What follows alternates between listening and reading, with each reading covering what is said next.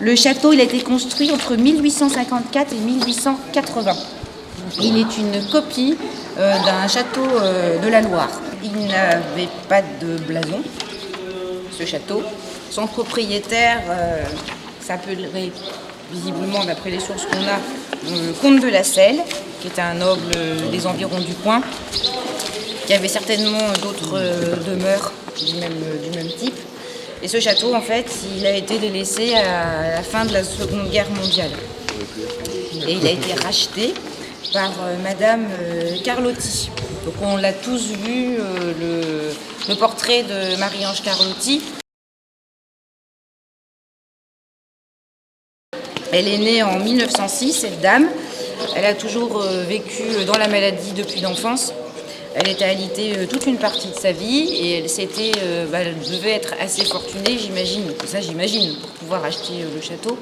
Mais en tout cas, elle s'était fait cette promesse de servir la cause des infirmes, si elle le pouvait.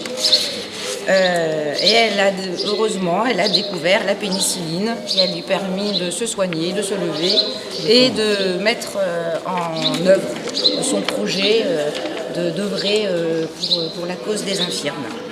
Donc elle a commencé par créer en 1953 un CRP à Beaunieu, dans le Vaucluse. D'ailleurs, elle a reçu une Légion d'honneur en 92 pour toute cette mission qu'elle a mis en place toute sa vie. Et en 1956, je dis 54, mais c'est 56, elle a donc acheté le château de la Motte. Elle y a été directrice dès le début.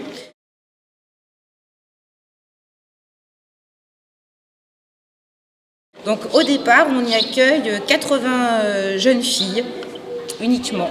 Donc c'est comme ça que ça commence. Ce centre reçoit des jeunes filles de 14 ans à 35 ans, infirmes moteurs, anciennes malades osseuses stabilisées ou diminuées physiques. Leur infirmité, leur retard scolaire et quelquefois leur âge ne permettent pas leur admission dans un centre d'enseignement technique accéléré.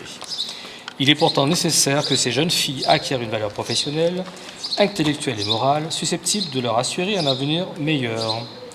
Le centre, situé sur un plateau à 350 mètres d'altitude, près de Risson, charmante localité touristique, attrayante par son vieux château historique et son parc très ombragé au bord de l'eau Mance, offre à ses pensionnaires, dans une maison confortable, très ensoleillée, bien aménagée, des conditions de vie et de travail qui facilitent leur adaptation.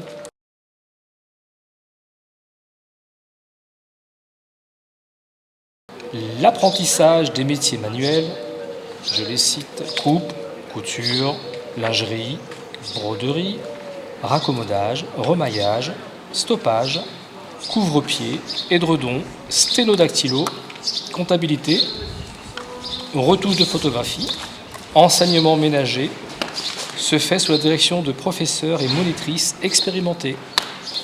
Les cours d'enseignement général sont donnés quotidiennement par un personnel qualifié. Donc, l'apprentissage est de 3 années. Une section accélérée est également prévue pour les assurées sociales. Les cadres doivent faire preuve de grande qualité psychologique et pédagogique. Ils pourront être éventuellement choisis parmi les infirmes. Et il est à souhaiter que les plus habiles deviennent, après une formation complémentaire, des monitrices ou des chefs d'atelier. L'expérience a prouvé que l'infirmité n'exclut pas l'habilité et que les diminués physiques peuvent acquérir une compétence indéniable.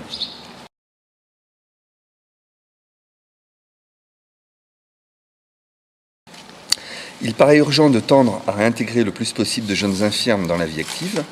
Il faut les aider à découvrir leurs aptitudes, à trouver leur voie.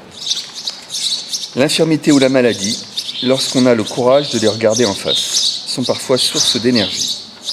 Canaliser cette énergie, développer le goût de l'effort persévérant, du travail bien fait, tels sont les buts du centre de Hérisson.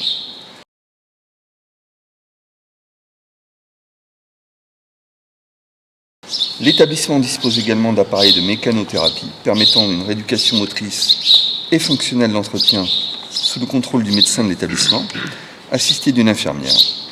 Les visites médicales ont lieu 1 fois par semaine.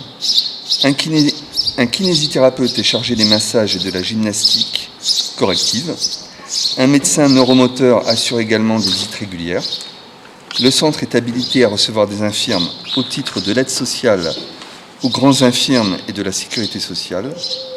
Le prix de journée est fixé à 1 220 francs.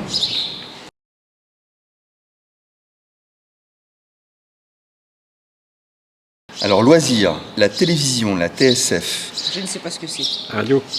La radio. Un électrophone avec de nombreux disques, un jeu de ping-pong, un billard, un baby-foot, etc. permettent aux pensionnaires de passer d'agréables moments.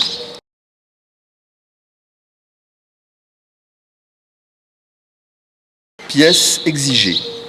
Un questionnaire fourni par l'établissement à retourner au centre, dûment rempli avec compte-rendu de l'examen psychotechnique, un certificat médical détaillé indiquant la nature de la maladie, l'état psychique et mental de la candidate, et attestant qu'elle n'est pas atteinte d'aucune affection nerveuse ou contagieuse. Bulletin de vaccination, une fiche d'état civil.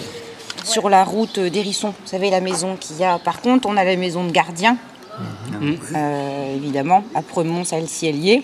On a le château et on a là ce qui est servi après d'atelier pour photos, qui étaient des écuries uniquement, mais qui n'étaient pas du tout encore réhabilitées. Les cuisines. Il y avait qu'un rez-de-chaussée en fait. D'accord. Voilà, les cuisines, elles étaient en dessous. Moi, j'y suis jamais allée. Hein. Bah, Oui. les cuisines étaient en dessous. Les pensionnaires, donc que les dames, mangeaient dans l'auditorium et la salle Michel Lanor. La salle de cours, je vais vous y emmener. Et pour l'instant, voilà, il n'y a que ça. À cette époque, jusqu'en 68, on n'a que ça.